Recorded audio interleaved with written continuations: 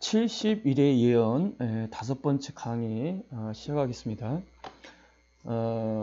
이 71의 예언 중 마지막 한 일회가 초림 때 있어질 사건이냐 아니면 주님의 재림 때 있어질 사건이냐, 이 부분을 지금 이제 살펴보고 있습니다.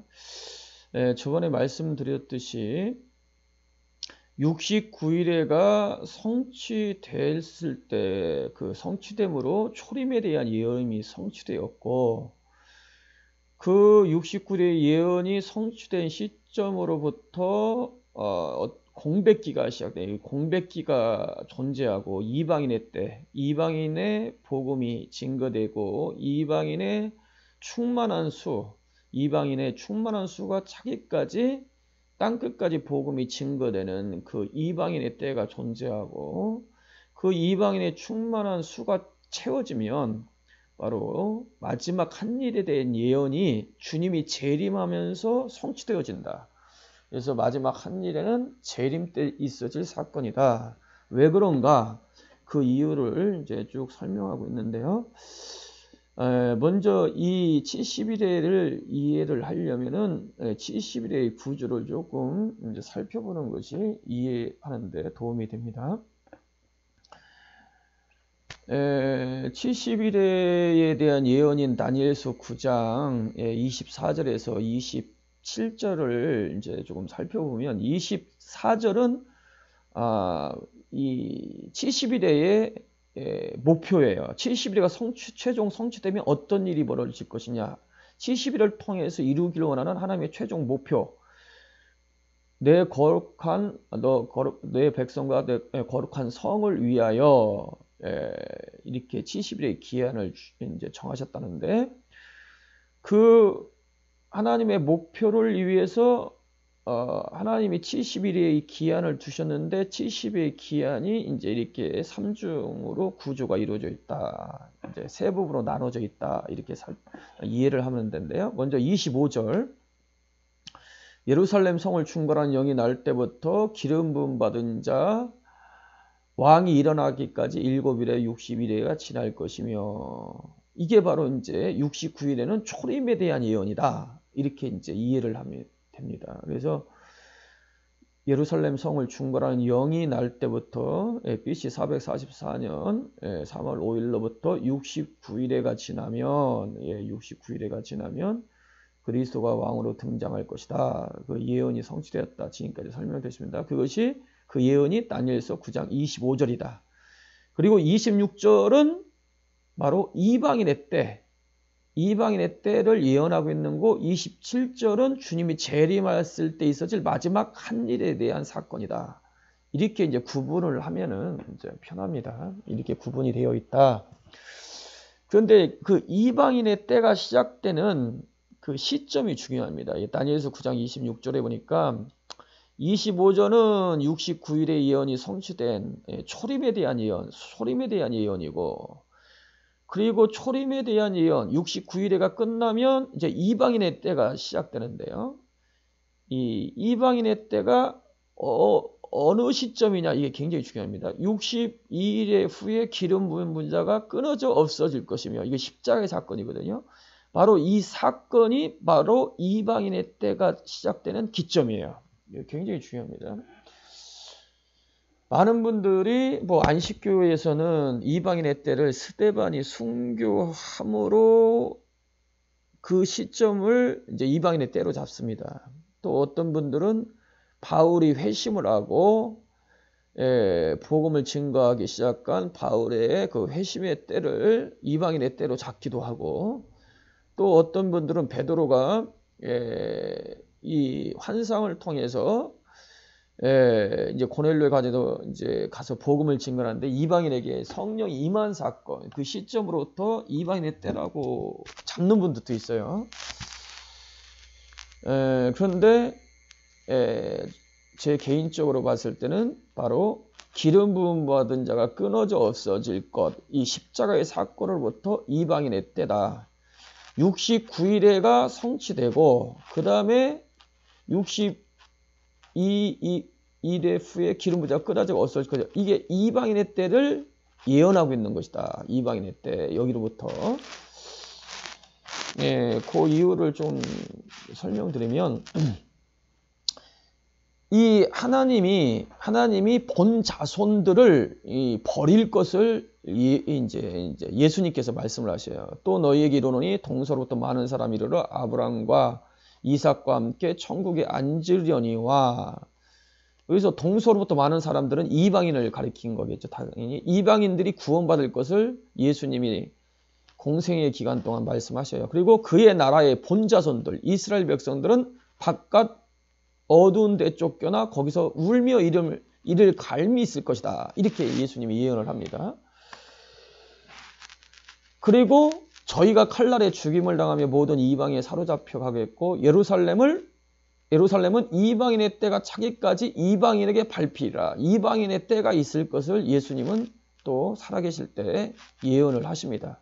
그러면 이 이스라엘 백성들 본 자손들이 하나님께서 이 버림으로 버리게 된 결정적인 그 사건이 있습니다. 그 사건이 뭐냐? 그가 세상에 계셨으며 세상은 그로 말미암아 지은 바 되었을 때 세상이 그를 알지 못하였고, 그가 예수님이 세상에 계셨는데 세상은 그로 말미암아 지은 바 되었다. 예수님이 창조주 하나님이라 이거죠. 예. 요한복음 1장 1절 태초에 말씀이 계시나 이 말씀이 하나님과 계시니 이 말씀은 곧 하나님이라 만물이 그로 말미암아 지은 바 되었을 때 하나도 그것이는 된 것이 없느니라. 말씀이 육신이 되어 이 땅에 왔다. 말씀이 빛인데 그 빛이 이 땅에 왔는데 세상이 그를 알지 못하였다. 창조주가 왔는데 그를 알지 못하였다. 그리고 자기 땅에 오매 자기 백성이 영접치 않아요. 이 자기 백성 이스라엘 백성들 본자손들이 예수님을 창조주 하나님으로 알아보지 못하고 하나님으로 믿지 않고 영접지 않았다는 거죠. 그러나 영접하는 자, 곧 그 이름을 믿는 자. 영접하는데 누구로 영접할 것이냐? 믿는데 누구로 믿을 것이냐? 세상이 그로 말미암아 지은 바 됐다. 창조주다 이거야. 창조주인데 세상이 그를 창조주로 알아보지 못하고 자기 백성들도 창조주로 알아보지 못하고 영접지 않았다 이거야. 그러나 영접하는 자, 곧 그 이름을 믿는 자는 하나님의 자녀가 된 것이에요. 그 영접하는 자는 실상은 이방인들이 이걸 영접할 것을, 자기 백성들은 본자손들은 예수님을 창조주로 알아보지 못하고 배척했지만 이방인들은 예수님을 바로 영접할 것이다. 누구든지 예수님을 하나님으로 영접하고 믿으면, 창조를 믿으면 하나님의 자녀되는 권세를 줄 것이다. 이렇게 말씀하신 것이죠. 자, 그런데 그 유대인들이 예수님을 왜 십자가에 못 박았을까요? 왜? 바로 예수님이 하나님이라고 했던, 예수님이 자신을 하나님이라고 했다고 해서 신성 모독죄로 십자가에 못 박아 죽인 거죠. 침묵하고 아무 대답도 아니하거늘 대제사장이 다시 물어가로되 내가 찬송받으실 이의 아들 그리스도냐? 예수께서 이르시되 내가 그니라. 예수님이 대답하기를 내가 그니라. 이 에고 에임이 출애굽기 3장 14절에 모세에게 자신의 이름을 계시했잖아요. 에고 에임이, 그 에고 에임이라는 단어를 그대로 예수님은 사용하십니다. 내가 에고 에임이라. 내가 출애굽기 3장 14절에 나타났던 그 여호와니라. 이렇게 말씀하시는 거거든요. 그 여호와니라. 그러니까 이 대제사장이 출애굽기 3장 15절을 익히 알고 있었죠. 익히 알고 있는 대제사장이 자기 옷을 찢으며 이르되 어찌 더 증인이 요구하리요. 그 신성 모독하는 말을 너희가 들었도다. 그러니까 자신을 예수님이 에고 에이미 출애굽기 3장 14절에 여호와께서 말씀을 자신을 계시했던 이름 에고 에이미 그 말씀을 그대로 인용하신 것이거든요. 그러니까 저가 신성 모독죄다 해서 자기 옷을 찢어버리는 거예요. 이건 도저히 못 참는 거죠. 그리고 사형에 해당한다 하고 어떤 사람들은 예수님께 와서 침을 뱉고 얼굴을 가리고 또 주먹으로 치고 또 하인들은 손바닥으로 이제 때리고 이거 엄청난 수모를 당하신 것이죠. 뭐 때문에요? 예수님이 자신이 하나님이라는 창조주라고, 에고 에임이 스스로 있는 자라고 자신의 본질을 이제 나타냈을 때 그렇게. 그래서 결국은 유대인들은 그 예수님이 창조주란 걸 알아보지 못하고 깨닫지 못하고 영접지 못하고 십자가에 결국은 못 박아버린 거예요. 그 십자가에 못 박은 그 사건이 하나님이 본자손들을 버린 결정적인 사건이 된 겁니다. 그래서 핏값이 아벨의 핏값부터 사가랴의 핏값까지 완벽하게 그들에게 이방인의 때 동안 바로 이제 돌아가는 거예요. 그래서 예루살렘은 이방인의 때가 차기까지 이방인에게 밟히리라. 바로 예루살렘 십자가의 사건으로부터 하나님은 결정적으로 그들이 예수를 하나님이라고 받아들이지 않고 도리어 십자가에 못 박은 그 기점으로 해가지고 바로 이스라엘 백성 봉자손 하나는 버리시고 하나님은 이방인을 향하여 구원의 문을 열어버리신 것입니다. 그래서 이방인의 때는 실상은 십자가의 사건으로부터 이미 결정된 것이다. 그리고 하나님은 이미 십자가의 사건으로부터 시작해서 본자손들을 버리시고 이방인으로 향한 것이다. 이렇게 이제 볼 수가 있습니다. 그래서 다니엘서 9장 25절은 초림에 대해 예언, 기름 부음 받은 자 곧 왕이 일어나기까지 7일에와 60일에가 지날 것이요. 이 초림에 대한 예언이고 26절은 62일 후에 기름 부음 받은 자가 끊어져 없어질 것이며 십자가의 사건 바로 이방인의 때를 지금 예언하고 있는 거다. 이때부터 이방인의 때입니다. 여기로부터 어떤 사건이냐? 이방인의 때에 장차 한 왕의 백성이 와서 그 성읍과 성소를 회파하려니와 바로 이방인의 때에 뭐 어떤 일이 벌어지냐? 예루살렘이 로마 티투스 장군에서 AD 70년도에 완전히 돌 위에 돌 하나도 남지 않고 회파당할 사건을 예언하고 있는 거예요. 그 예언이 포함되어 있는 거예요. 그리고 그의 종말은 홍수에 엄물된 것 같으시며 또 끝까지 전쟁이 되니 황폐할 것이 작정되었다. 이 황폐할 것이 작정됐다는 것은 이방인에게 완전히 밟힐 것을 이스라엘 본자손들 예수님을 창조주로 알아주지 못하고 영접지 않고 오히려 십자가에 못 박았던 그 죄값이 바로 이방인의 때까지 바로 밟힌다 이거예요. 황폐게 된다는 것이다.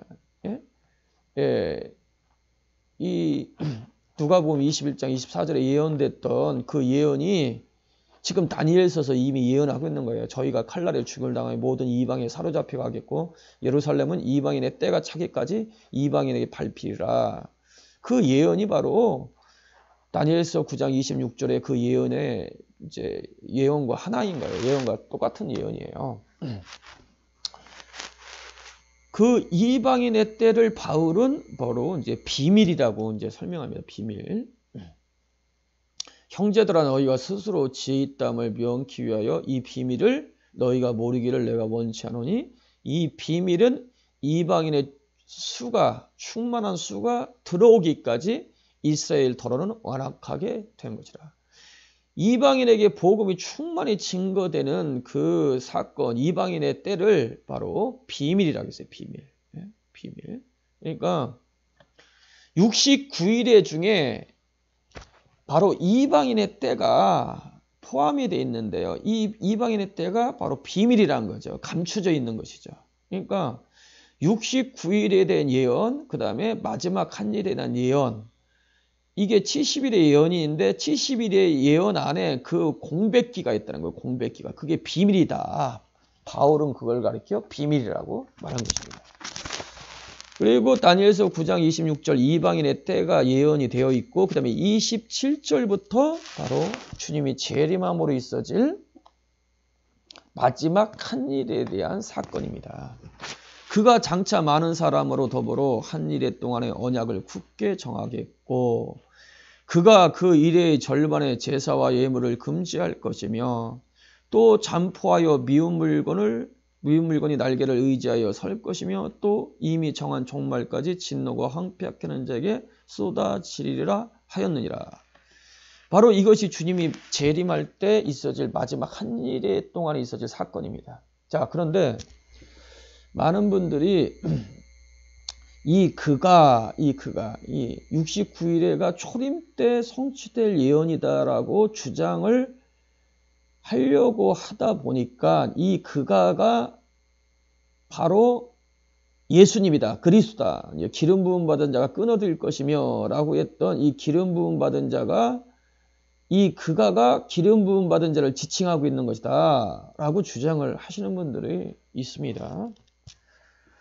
그런데 이게 문맥을 살펴보면 그게 조금 설득력이 없는 이유가 그가 많은 사람으로 더불어 한 일에 또 언약을 한 일에 7년 동안 언약을 굳게 정하겠고라고 했잖아요. 그러면 예수님께서 뭐 7년 동안 언약을 맺은 어떤 사례가 없잖아요. 7년 동안 언약을 맺은 사례가 없잖아요. 그러니까 그가가 그리스도라고 말하기는 힘들다요. 또 그가 그 일의 절반의 제사와 예물을 금지할 것이며 뭐 이 사건을 뭐 안식교회에서는 예수님이 십자가에 죽으심으로 구약의 제사와 예법을 이제 폐하셨다. 완성하심으로 폐하신 것이다. 그래서 십자가의 사건을 가리킨 것이다. 그래서 AD 27년에 침례받고 올라오실 때 그때가 69제가 예언이 성취된 시점이고 그 시점으로부터 3년 반 후에 예수님이 죽으셨으니까 그 3년 반이 지난 시점 십자가의 사건의 일의 절반, 마지막 한 일의 절반의 십자가의 사건을 바로 이렇게 표현한 것이다. 그 일의 절반의 제사와 예물을 금지한 것이다. 이렇게 이제 주장을 하는 것입니다. 그런데 그 다음 절이 또 문제예요. 잠포하여 미운 물건을 날개를 의지하여 설 것이며, 이거 잠포하여 미운 물건이 날개를 의지하여 설 것이며, 이건 우상을 가리킨 거거든요. 이게 지금 이게 다 연결되어 있는 거거든요. 그가와 다 문맥이 하나로 이제 연결이 되는 거죠. 그러면 예수님이 잠포한 미운 물건을 의지하여 우상의 물건을 의지하여 설 것이며, 뭐 예수님이 우상을 세우신 분이신가? 이게 문맥이 좀 안 맞는 거죠. 또 이미 정한 종말까지 진노가 황폐하는 자에게 쏟아지리라 라고 했어요. 그러면 예수님이 심판받을 자로 소개되어 있는 것, 소개 예언하고 있는 한데 이 그가가 예수님이라고 하기가 이게 문제가 문맥에 조금 흐름이 설득력이 없다 이렇게 이제 보여지는 거죠. 또 어떤 분들은 이 그가를 티투스 장군이다 라고 또 주장하는 분도 있어요. AD 70년 로마. 여기 보니까 장차 한 왕의 백성이 와서 이 티투스 장군이죠. 그가 성읍과 성소를 회파하려니와 AD 70년도에 예루살렘 성을 회파했는데 바로 이 그가가 바로 이 장차 한 왕의 백성 이 티투스 장군이다. 디도 장군이다. 이렇게 주장하는 분들이 있어요. 이 또한 맞지 않는 이유가 그가 한 일의 언약을 굳게 정하고 뭐 티투스 장군이 뭐 이스라엘 백성들의 언약을 7년 동안 언약을 맺은 것도 아니고 뭐 언약을 맺지 않았단 말이죠. 그러니까 이건 조금 이 주장 또한 이제 문제가 있다라고 보여지는 것이죠. 그래서 이걸 조금 정리하면 다니엘서 9장 25절은 69일의 예언에 대한 예언으로서 초림에 대한 예언이다. 그리고 초림 69일에가 끝나면 바로 십자가의 사건이 있는데 그 시점으로부터 바로 이방인의 때를 예언한 것이 9장 26절이다. 그래서 이방인의 때 안에는 AD 70년 로마 티투스 장군에서 예루살렘 멸망의 사건과 또 이스라엘 백성들이 끝까지 주님의 재림까지 황폐되게 될 밟힐 것을 예언하고 있다. 그리고 27절은 주님의 재림하면서 있어질 이 그가는 곧 적그리스도를 상징합니다. 적그리스도. 주님이 재림하면서 한니대의 언약을 굳게 정하고 그 절반에 제사와 예물을 금지할 것이다. 이 적그리스도가 그런 일을 전 3년 반 끝난 시점에 후 3년보다 본격적으로 교회를 핍박하고 성도를 핍박할 것이고 자신을 하나님이라 한다. 자신을 하나님이라 하고 메시라고 하면서 자신에게 절하지 않는 모든 사람들을 죽이거나 핍박하는 사건이 있을 것이다. 그러나 그는 진노가 황폐하는 자가 쏟아지리라. 반드시 7대접을 통해서 심판받을 것을 예언하고 있는 내용이 바로 27절의 예언입니다. 27절에요.